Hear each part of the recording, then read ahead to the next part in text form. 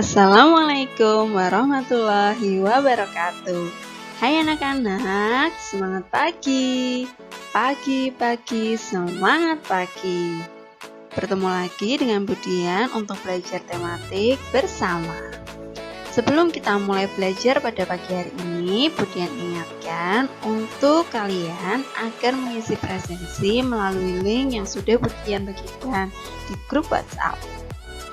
Hari ini kita masih belajar tema 4, sehat itu penting, subtema 2, gangguan kesehatan pada organ peredaran darah, pembelajaran 2, untuk mata pelajaran IPA, Bahasa Indonesia, dan SPDP.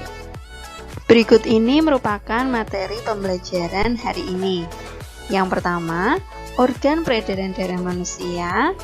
Materi yang kedua, pantun berbalas. Dan materi yang terakhir adalah properti tari. Terdapat 3 organ peredaran darah manusia yang akan kita pelajari bersama-sama. Untuk organ peredaran darah yang pertama adalah jantung. Seperti yang sudah kita ketahui anak-anak, jantung itu terletak di rongga dada, tepatnya di antara paru-paru. Nah, untuk organ peredaran darah yang kedua adalah pembuluh vena, di mana terdapat 3 macam. Yang pertama adalah pembuluh arteri atau disebut juga dengan pembuluh nadi. Untuk yang kedua, pembuluh kapiler, dan yang ketiga adalah pembuluh vena atau disebut juga dengan pembuluh balik. Sedangkan untuk organ peredaran darah manusia yang ketiga adalah paru-paru. Nah, paru-paru ini terletak di bagian dada. Dan kalau anak-anak ketahui, ternyata ukuran paru-paru sebelah kanan dan sebelah kiri itu memiliki besar yang berbeda. Nah, jadi paru-paru yang ada di sebelah kiri itu lebih kecil karena di sebelah kiri ini juga terdapat jantung. Untuk mengetahui lebih jelasnya tentang organ peredaran darah pada manusia, berikut ini akan Budian sampaikan satu persatu dengan lebih jelas. Jadi, anak-anak perhatikan baik-baik ya. Untuk organ peredaran darah yang pertama adalah jantung. Jantung itu berfungsi untuk memompa darah ke seluruh tubuh. Dan pada lapisan jantung terdapat cairan pelumas yang berfungsi untuk mengurangi gesekan ketika jantung memompa darah. Nah, pada jantung kita itu memiliki 2 lapisan, yaitu lapisan dalam atau yang disebut dengan perikardium visceral dan lapisan luar yang disebut juga dengan perikardium parietal. Kemudian untuk dinding jantung terdiri dari 3 lapisan. Yang pertama ada epikardia, lapisan yang kedua adalah miokardia, dan lapisan yang ketiga adalah endodakardia. Sedangkan untuk bagiannya, jantung terdiri dari 4 bagian atau 4 ruang. Yang pertama ada atrium dexter atau serambi kanan, yang kedua ada atrium sinister atau serambi kiri, yang ketiga ada ventricle dexter atau bilik kanan, dan yang terakhir ada ventricle sinister atau bilik kiri. Nah, anak-anak dapat mencermati gambar pada tampilan yang sudah Budian berikan pada kalian. Di situ sudah terdapat keterangan fungsi dari masing-masing ruang yang ada di jantung. Ini anak-anak, dan ini pada pertemuan sebelumnya juga sudah pernah Budian bahas dan Budian sampaikan. Jadi anak-anak tinggal mempelajarinya kembali, dan jika dirasa perlu, anak-anak juga bisa mencatatnya di buku catatan kalian. Untuk organ peredaran darah yang kedua adalah pembuluh darah. Pembuluh darah itu adalah jalur untuk darah mengalir ke seluruh tubuh dari jantung ke jaringan tubuh. Pembuluh darah pada manusia itu terdiri dari 3 macam ya anak-anak. Yang pertama ada pembuluh arteri atau pembuluh nadi, di mana memiliki 4 fungsi. Fungsi yang pertama, mengalirkan darah dari jantung ke seluruh tubuh. Fungsi yang kedua, mengantarkan oksigen dan nutrisi ke semua sel. Untuk fungsi yang ketiga, adalah untuk mengangkut zat buangan, misalnya karbon dioksida. Dan untuk fungsi pembuluh arteri yang terakhir adalah menjaga keseimbangan mobilitas protein, kimia, unsur-unsur dari sistem kekebalan tubuh, dan sel. Untuk jenis pembuluh darah yang kedua adalah pembuluh kapiler. Pembuluh kapiler ini merupakan pembuluh darah kecil yang memiliki ukuran sangat kecil, tetapi memiliki peran yang cukup besar pada organ peredaran darah kita. Pembuluh kapiler itu merupakan penghubung antara pembuluh arteri dan pembuluh vena, di mana tempat terjadinya pertukaran zat, absorpsi nutrisi pada usus, filtrasi pada ginjal, dan absorpsi sekret pada kelenjar. Untuk jenis pembuluh darah yang ketiga adalah pembuluh vena atau dikenal juga dengan pembuluh balik. Untuk fungsi dari pembuluh vena akan Budian tampilkan pada slide berikutnya. Tapi sebelumnya, anak-anak dapat mencermati di sini terdapat gambar adanya pembuluh arteri dan pembuluh vena pada tubuh manusia. Jadi pada gambar dapat kita cermati bersama bahwa pembuluh arteri atau pembuluh nadi itu berwarna merah. Ini anak-anak. Nah, sedangkan untuk pembuluh vena atau pembuluh balik di sini berwarna biru. Nih, berwarna biru. Nah, seperti ini gambaran pembuluh darah yang ada pada tubuh kita. Berikut ini merupakan fungsi dari pembuluh vena atau pembuluh balik. Yang pertama, untuk mengangkut karbon dioksida dari tubuh menuju ke paru-paru. Untuk fungsi yang kedua, menyalurkan darah dari seluruh tubuh menuju ke jantung. Nah, untuk fungsi yang kedua ini merupakan kebalikan dari fungsi pembuluh arteri ya anak-anak. Jadi kalau pembuluh arteri itu menyalurkan darah dari jantung menuju ke seluruh tubuh. Sedangkan pembuluh vena itu kebalikannya, menyalurkan darah dari seluruh tubuh menuju ke jantung. Untuk fungsi pembuluh vena yang ketiga, yaitu untuk mengangkut sari-sari makanan yang ada dari usus ke semua bagian tubuh. Fungsi yang keempat, sebagai penyalur oksigen dari organ pernapasan paru-paru, kemudian mendistribusikannya ke semua tubuh. Fungsi yang kelima, sebagai pengangkut zat sisa hasil dari metabolisme sel ke ginjal. Fungsi yang keenam, untuk menjaga kestabilan temperatur tubuh supaya tetap berada pada suhu normal, yaitu antara 36 derajat Celcius sampai 37 derajat Celcius. Untuk fungsi pembuluh vena yang terakhir, yaitu sebagai pembunuh kuman yang telah masuk ke dalam tubuh manusia. Untuk organ peredaran darah yang terakhir adalah paru-paru. Nah, anak-anak bisa mencermati berikut ini gambar dari letak paru-paru pada tubuh kita, yaitu terletak pada rongga dada. Nah, untuk gambar yang kedua, anak-anak juga bisa mencermati bahwa paru-paru sebelah kiri itu ukurannya lebih kecil dibandingkan dengan paru-paru sebelah kanan. Mengapa anak-anak? Nah, karena di sini terdapat jantung, di mana posisi jantung itu lebih condong ke paru-paru sebelah kiri, sehingga menyebabkan ukuran paru-paru kiri itu lebih kecil dibandingkan dengan paru-paru kanan. Nah, paru-paru itu memiliki fungsi untuk mensuplai oksigen ke dalam darah, supaya darah bisa mengandung cukup oksigen. Nah, selanjutnya ini merupakan sistem kerja dari paru-paru.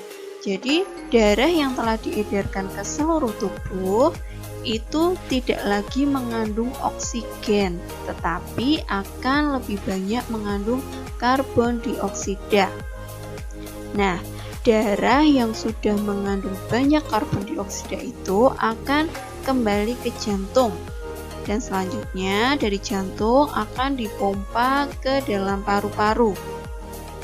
Nah, di dalam paru-paru ini terjadilah proses di mana karbon dioksida diambil, kemudian diganti dengan oksigen melalui proses pernafasan. Nah, itu tadi merupakan 3 organ peredaran darah yang kita pelajari pada hari ini ya anak-anak. Yang pertama tadi ada jantung, yang kedua ada pembuluh darah, dan yang ketiga ada paru-paru. Untuk materi selanjutnya kita akan membahas tentang pantun berbalas.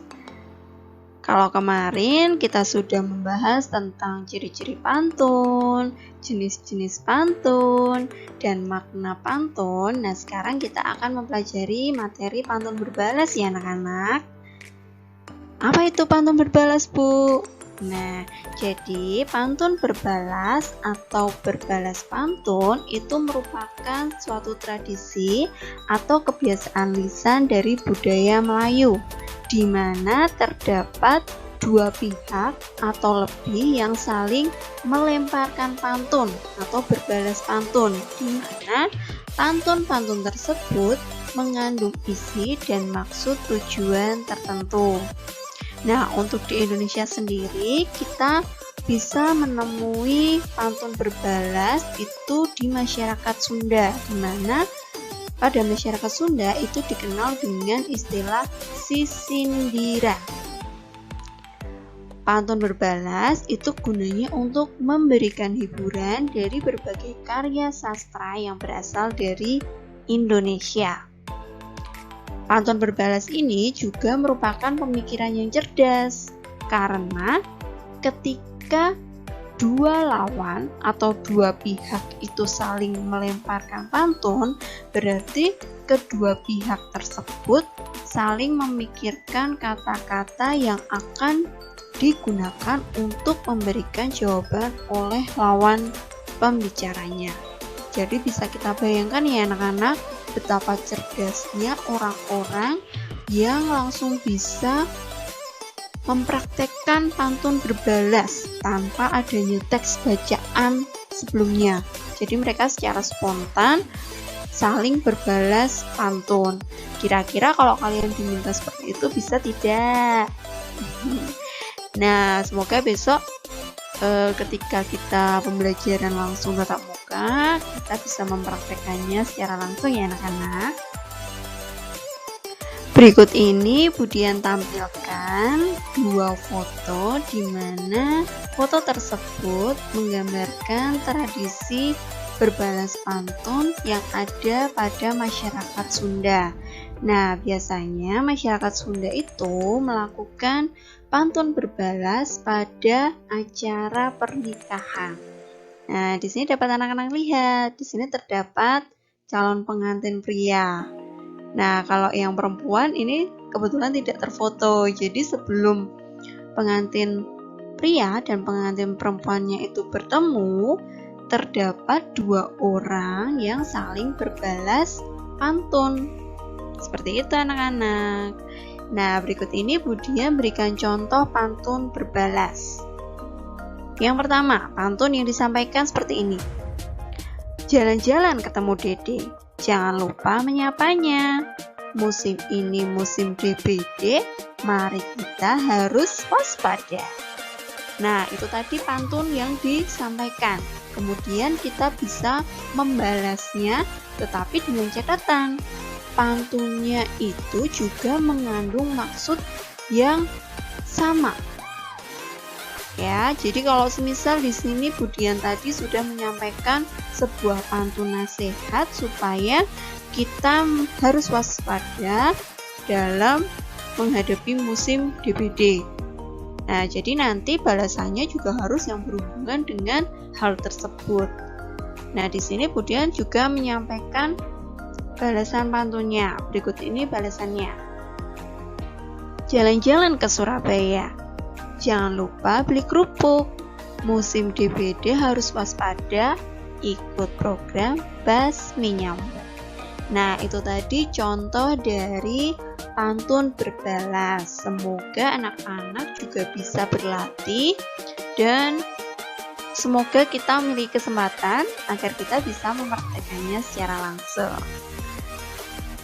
Untuk materi yang terakhir hari ini adalah properti tari.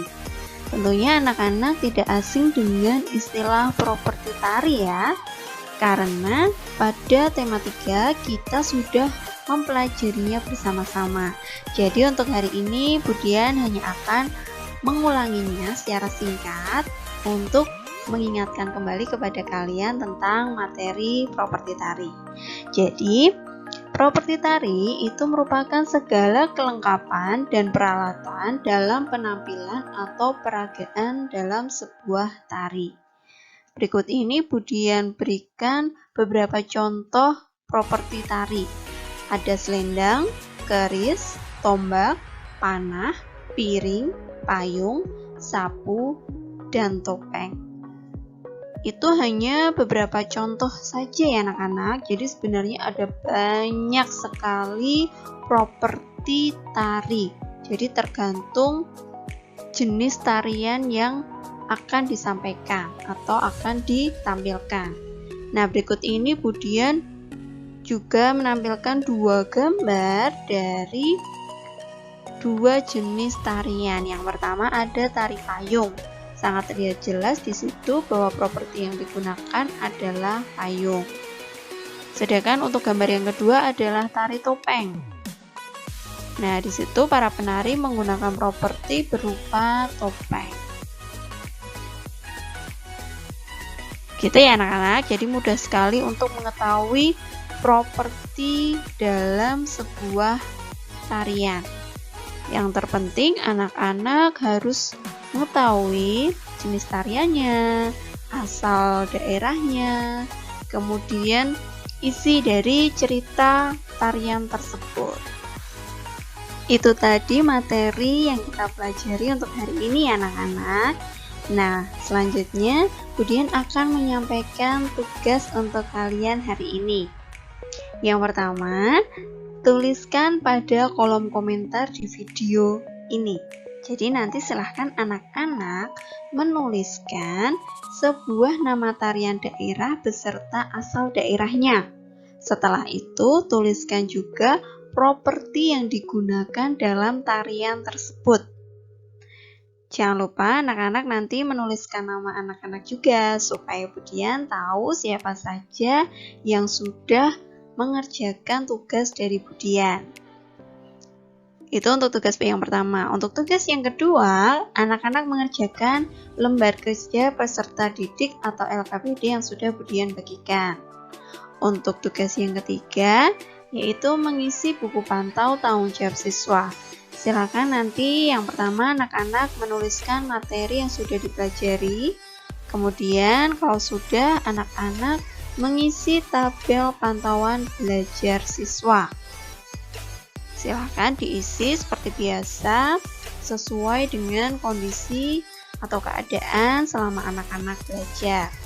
Dan untuk tugas yang keempat, Budian ingatkan, teliti kembali hasil pekerjaanmu supaya nanti anak-anak terbiasa untuk mengoreksi sendiri hasil pekerjaanmu. Oke anak-anak, siap ya? Berakhir sudah pembelajaran kita pada hari ini. Sebelum Budian mengakhirinya, Budian akan menyampaikan sebuah kalimat motivasi untuk kalian. Janganlah ada rasa terpaksa dalam belajar agar semua yang kamu lakukan tidaklah sia-sia. Bergembiralah dengan belajar hal-hal yang baru. Oke anak-anak, selamat belajar, tetap semangat, jaga kesehatan, dan patuhi protokol kesehatan dimanapun kalian berada. Akhirul salam, wassalamualaikum warahmatullahi wabarakatuh. Sampai bertemu kembali anak-anak.